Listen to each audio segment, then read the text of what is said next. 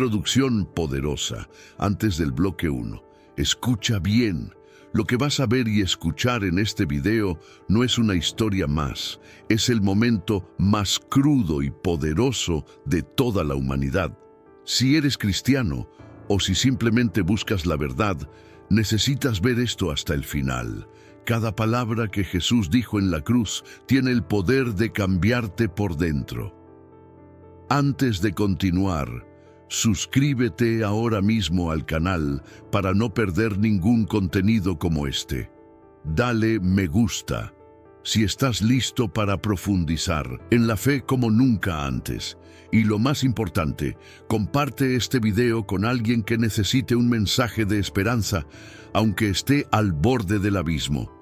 Ahora sí, prepárate, porque lo que estás a punto de escuchar puede sacudir tu alma. Padre, perdónalos porque no saben lo que hacen. Esta fue la primera palabra pronunciada por Jesús desde lo alto de la cruz. En un momento donde cualquiera esperaría gritos de desesperación o palabras de condena, lo que brotó de sus labios fue una súplica de perdón. El Creador del universo, el Señor de todo lo visible e invisible, eligió interceder por sus verdugos en lugar de maldecirlos. Tenía el poder para detener todo con un simple gesto, pero prefirió enseñar amor. Los líderes religiosos, los soldados que lo torturaron, la multitud que lo escupía, todos fueron incluidos en esa oración. Jesús no respondió al mal con más mal. Esta primera palabra nos muestra el corazón de su misión, el perdón, nos confronta y nos reta. ¿Cuántas veces hemos considerado imperdonable una ofensa? ¿Cuántas veces hemos cargado con el peso del rencor? Jesús nos invita a soltar esa carga.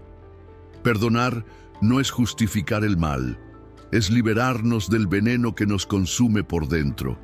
Imagina que llevas sobre tus hombros una mochila cargada de piedras. Cada piedra representa una herida, una traición, un dolor que aún no has perdonado. Cada paso se vuelve más pesado, cada pensamiento más oscuro. Esa es la carga que el rencor pone sobre nuestra alma. Pero el perdón es dejar caer esa mochila al suelo. Es respirar profundo sin el peso de lo que otros nos hicieron. Jesús, en su sufrimiento más agudo, nos mostró ese camino. Nos enseñó que la libertad no está en vengarse, sino en soltar. El Evangelio de Mateo dice: al que te hiera en la mejilla derecha, ofrécele también la otra. Y también, al que quiera quitarte la túnica, déjale también el manto. Estas palabras no son señales de debilidad, sino de poder espiritual. Porque quien perdona, se cura. El alma que no perdona, se enferma, se amarga, se encierra en una cárcel emocional. Jesús, desde la cruz, abrió la puerta de esa prisión para todos los que se animen a seguir su ejemplo. El perdón no es solo un acto de bondad, es una medicina para el alma. Quien no perdona queda encadenado al pasado, vive repitiendo en su mente la escena del dolor, sin descanso, sin paz. El resentimiento se convierte en un huésped permanente que roba la alegría y distorsiona la visión del mundo. Jesús nos enseñó que el verdadero enemigo no está fuera, sino dentro de nosotros. Porque del corazón salen los malos pensamientos, los homicidios, los adulterios, los robos. Dijo: el mal no se hereda del entorno, se cultiva en lo profundo del alma. Por eso, el perdón es urgente. Es la única vía para que lo que brota de nuestro corazón deje de ser veneno y se transforme en santidad. No se trata de esperar que el otro cambie, sino de abrir nosotros mismos la puerta de la gracia. Dios nos perdona una y otra vez. ¿Cómo no vamos a extender ese mismo perdón a los que nos ofenden? Al fin y al cabo, todos estamos en construcción, todos fallamos, todos necesitamos gracia. Cuando albergamos rencor hacia alguien, esa persona termina viviendo dentro de nosotros. Cada recuerdo, cada emoción negativa se convierte en un lazo invisible que nos ata. Jesús no solo nos enseñó a perdonar, sino que nos mostró cómo hacerlo en las circunstancias más extremas. Él no esperó que sus verdugos se arrepintieran para interceder por ellos. Nos demostró que el perdón no depende del otro, sino de una decisión interna, nacida del amor. El perdón verdadero no minimiza la ofensa, pero sí renuncia al deseo de venganza. Es una entrega, una forma de romper el ciclo del odio. Cuando perdonamos, dejamos de ser víctimas para convertirnos en agentes de sanidad. Jesús dijo: no es lo que entra en el hombre lo que lo contamina, sino lo que sale de su corazón. Y eso incluye nuestras decisiones, nuestras reacciones y sobre todo nuestra capacidad de amar en medio del dolor. En muchas ocasiones creemos que perdonar es una debilidad, cuando en realidad es una de las decisiones más poderosas que podemos tomar. El perdón es un acto divino, un reflejo del carácter de Dios en nosotros. Jesús sabía que la humanidad estaba marcada por el pecado, por eso vino. No para condenar, sino para restaurar. El perdón es el tiempo que le damos al alma para cambiar, para crecer, para ser transformada. Por eso nunca debemos negar el perdón, porque es el único espacio donde el mal puede ser redimido. Jesús lo dijo claro: si ustedes perdonan a otros sus ofensas, también su Padre Celestial los perdonará.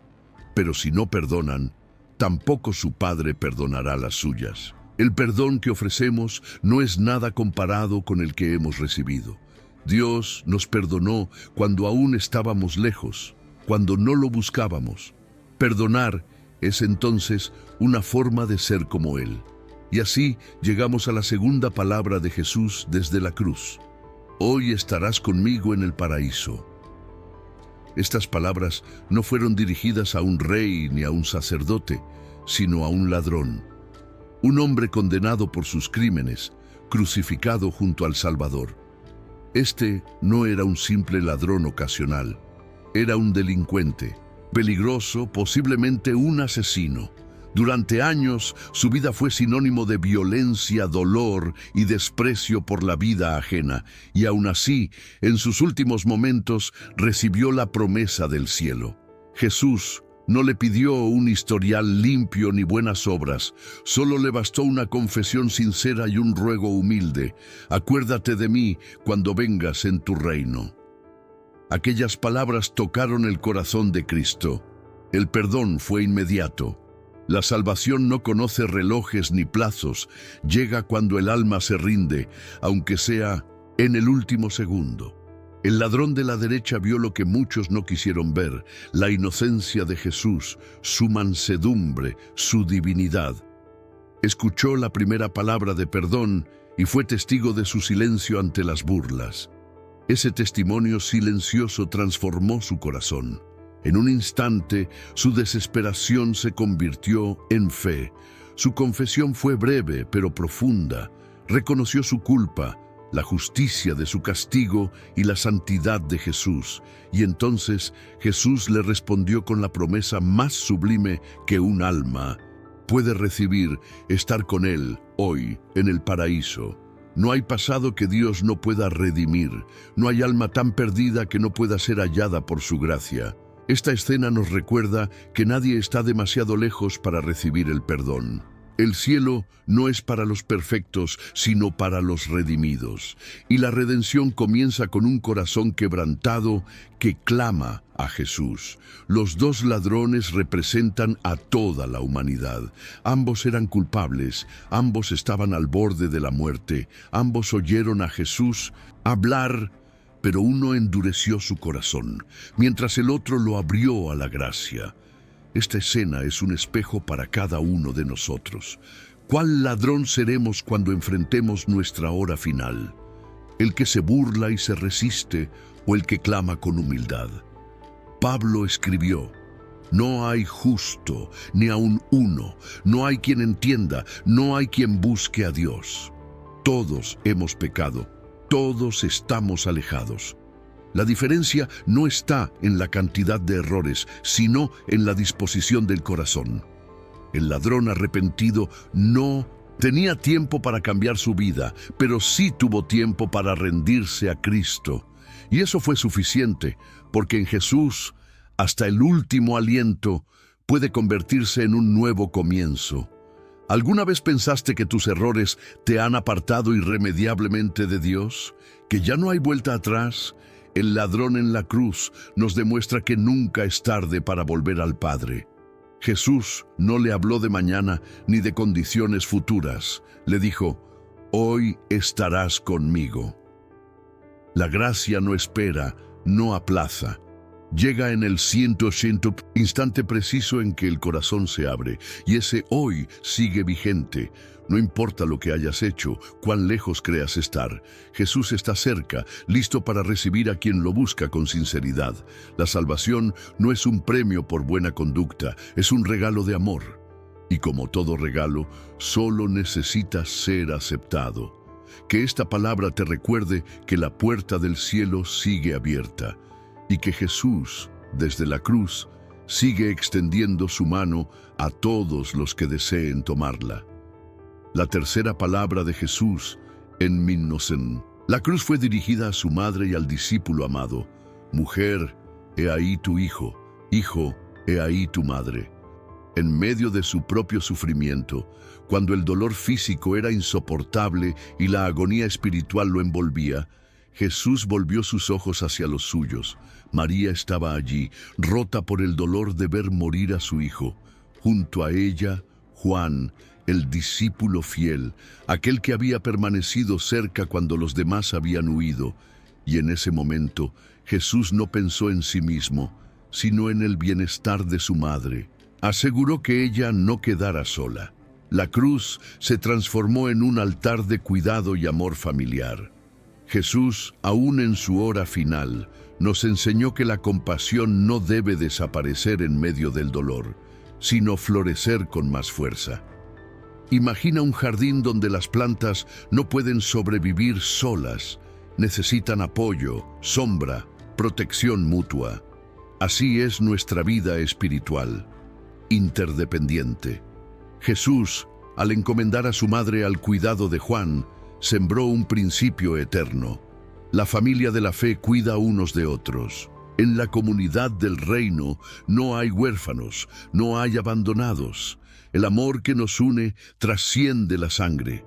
María encontró un hijo en Juan, y Juan encontró una madre en María. Esta escena nos invita a examinar nuestras relaciones. ¿Estamos atentos a las necesidades de quienes nos rodean? ¿Cuidamos de los que Dios ha puesto a nuestro lado? Jesús, en su entrega, no olvidó los lazos humanos y nos mostró que incluso en medio del sacrificio, el amor puede ser expresado en gestos concretos y personales. Jesús fue crucificado a las 9 de la mañana. Desde esa hora hasta el mediodía, el sol brilló con normalidad, mientras él pronunciaba las 3 primeras palabras. Pero al llegar el mediodía, una oscuridad sobrenatural descendió sobre toda la tierra. No era un eclipse, no era una nube pasajera, era una señal divina. Durante 3 horas, la luz desapareció, como si la creación entera compartiera el dolor del Creador. Fue en medio de esas tinieblas cuando Jesús alzó la voz con su cuarta palabra. Dios mío, ¿por qué me has abandonado? Un grito que rasgó el cielo, un clamor que nace no de la duda, sino del dolor más profundo que el alma puede conocer. La sensación de estar solo, incluso frente a Dios. El Gólgota quedó en silencio. Solo se escuchaban los murmullos de la multitud y el llanto de unos pocos. 3 horas de tinieblas sobre la tierra, como si el juicio divino cayera sobre aquel monte. En la Biblia, la oscuridad representa juicio, pecado y separación.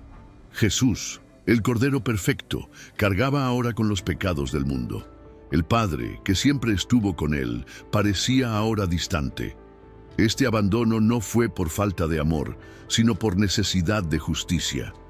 Jesús no solo sufrió físicamente, experimentó el peso total del pecado, la distancia espiritual, el vacío del alma humana sin Dios.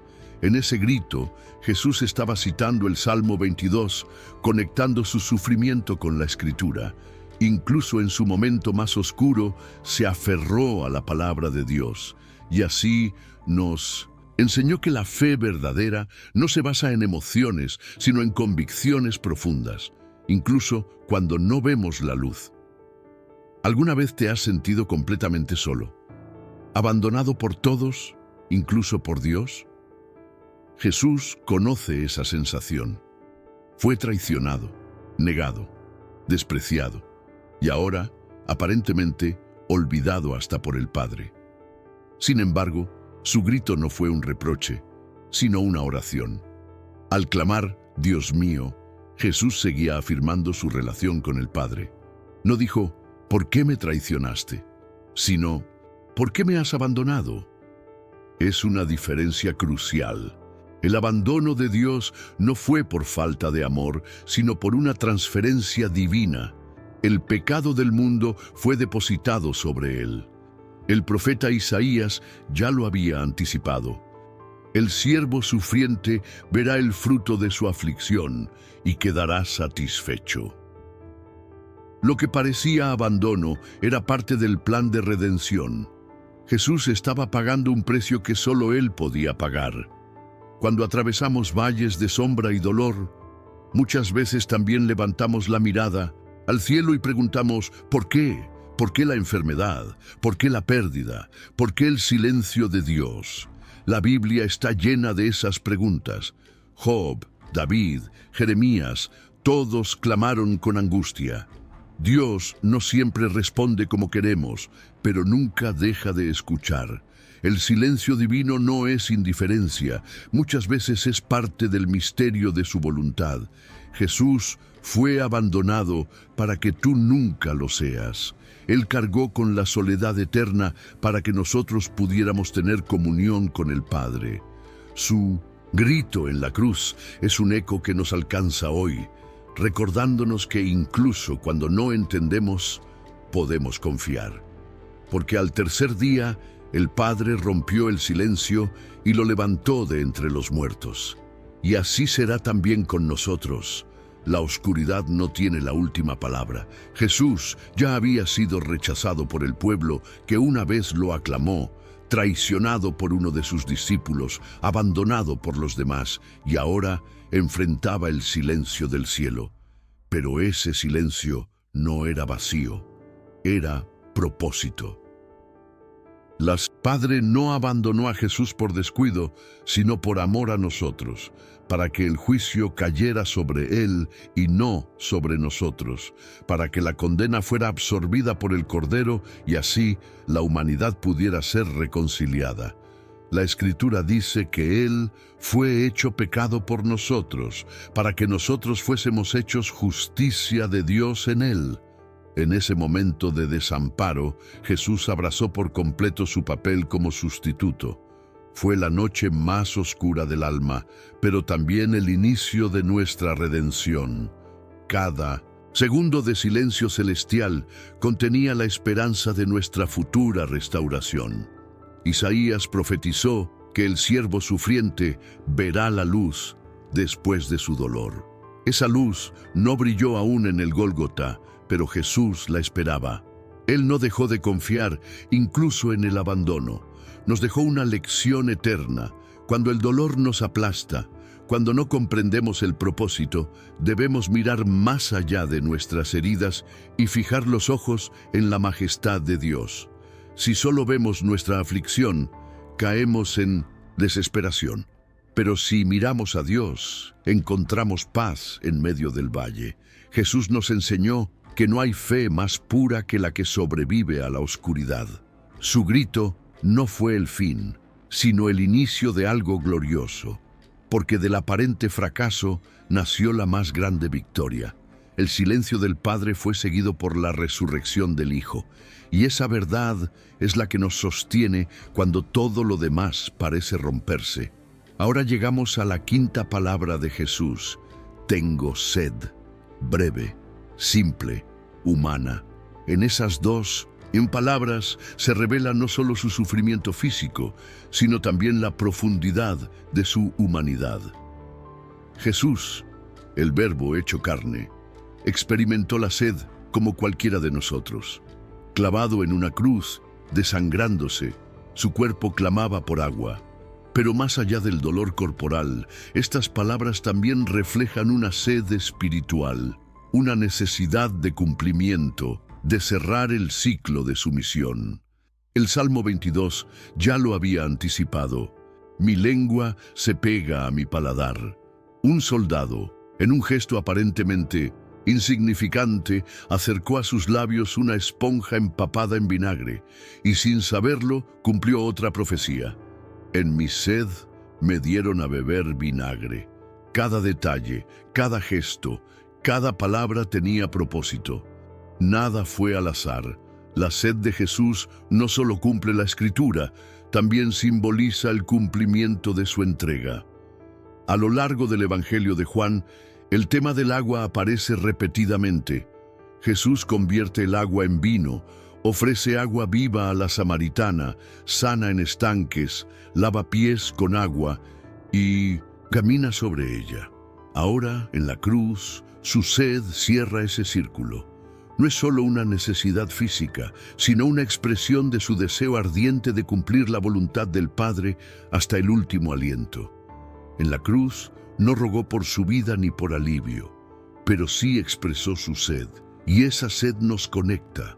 Todos tenemos sed de justicia, de paz, de sentido, de Dios.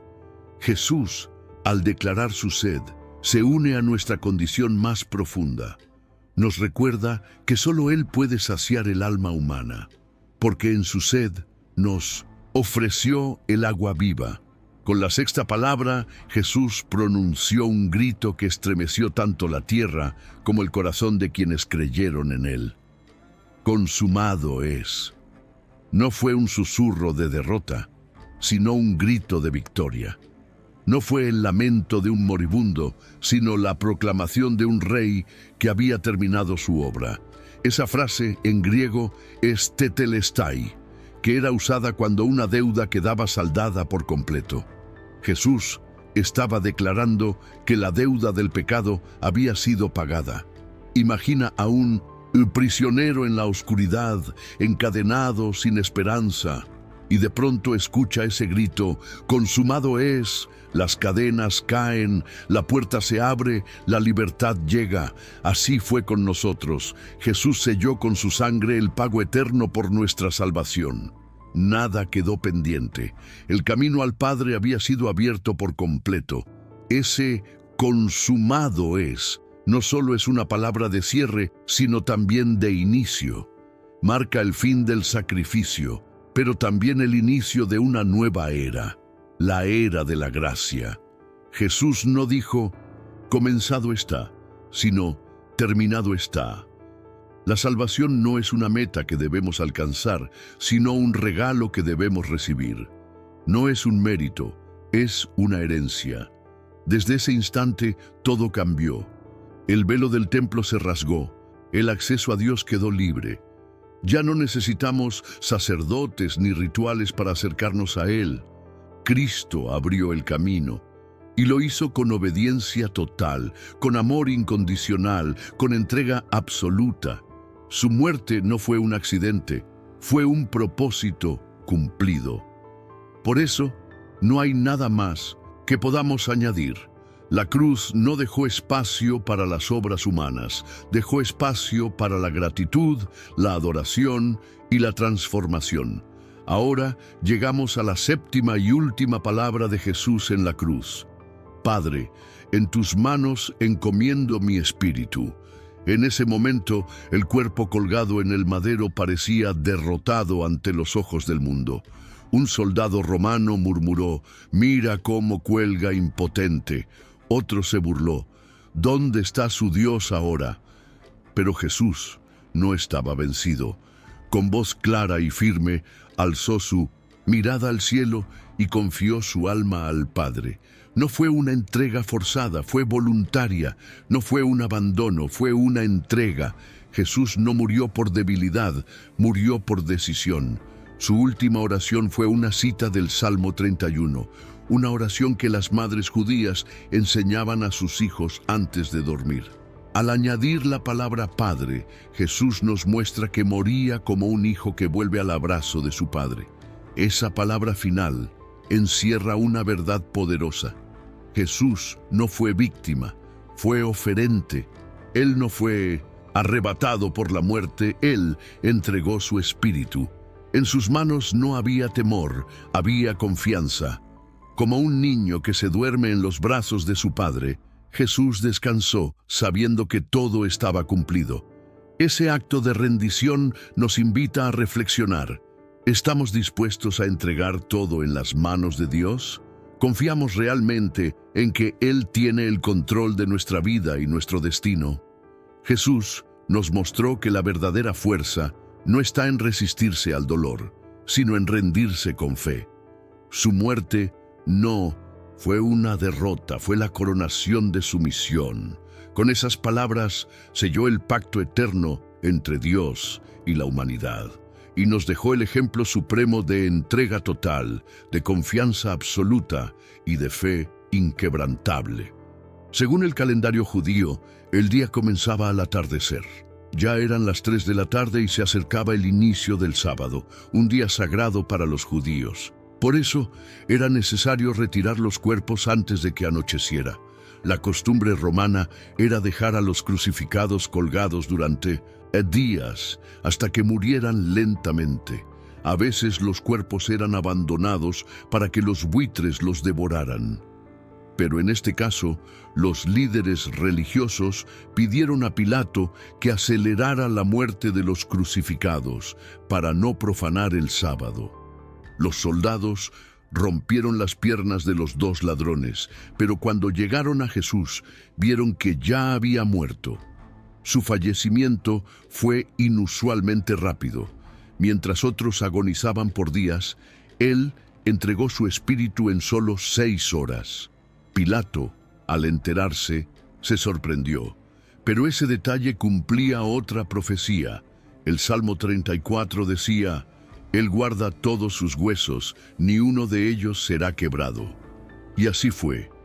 Los huesos de Jesús no fueron rotos, a diferencia de los criminales a su lado. Hasta en su muerte, las Escrituras se cumplían con precisión. Cada gesto, cada acontecimiento, cada silencio tenía una razón divina. José de Arimatea, un discípulo secreto, pidió el cuerpo de Jesús para darle sepultura digna. Nicodemo lo ayudó. Mientras el mundo pensaba que todo había terminado, en realidad apenas comenzaba, porque cada palabra pronunciada desde la cruz, cada acto cumplido, sellaba el pacto eterno entre Dios y los hombres. La muerte de Jesús no fue solo un evento histórico, fue una declaración celestial. La redención había sido activada, y el silencio del sepulcro solo sería el preludio de la mayor victoria jamás contada. Recapitulemos ahora las 7 palabras de Jesús en la cruz, no como simples frases, sino como piedras angulares de la fe cristiana. La primera fue una palabra de perdón. Padre, perdónalos porque no saben lo que hacen. Jesús intercedió por quienes lo crucificaban, no solo para liberarles del juicio, sino para mostrarnos que el perdón es el camino hacia la libertad del alma. La segunda fue una palabra de salvación. Hoy estarás conmigo en el paraíso. Esta promesa dada a un ladrón moribundo prueba que la gracia de Dios no conoce límites ni relojes. La tercera fue una palabra de cuidado. Mujer, he ahí tú. Hijo, he ahí tu madre.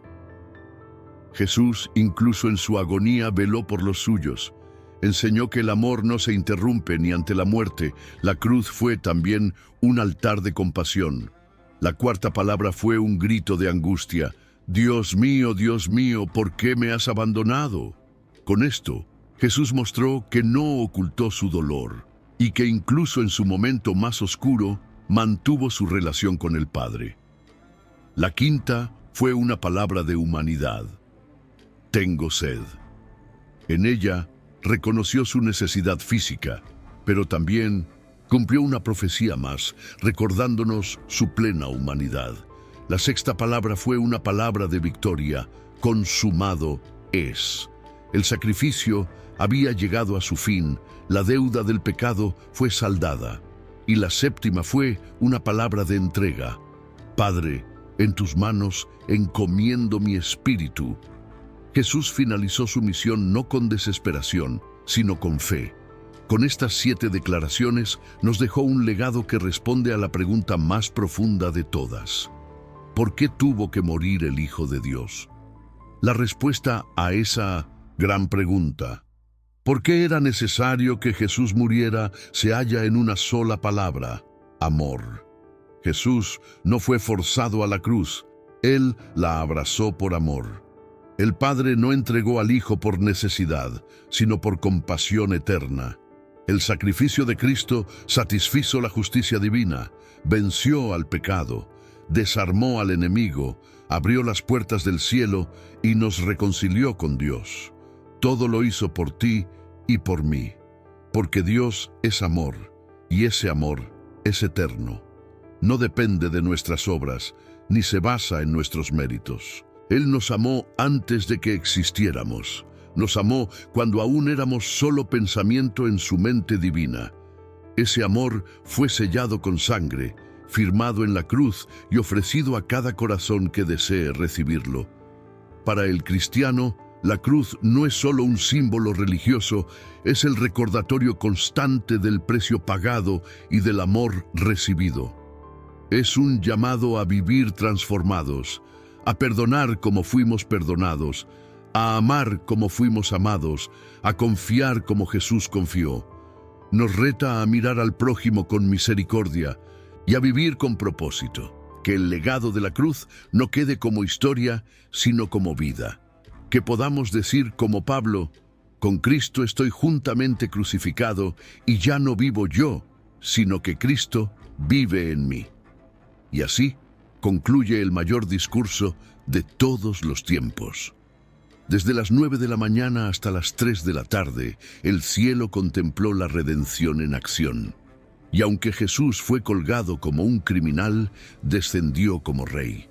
Lo que empezó con clavos, terminó con promesa. Y lo que parecía muerte, en realidad fue el nacimiento de una nueva vida para todos nosotros.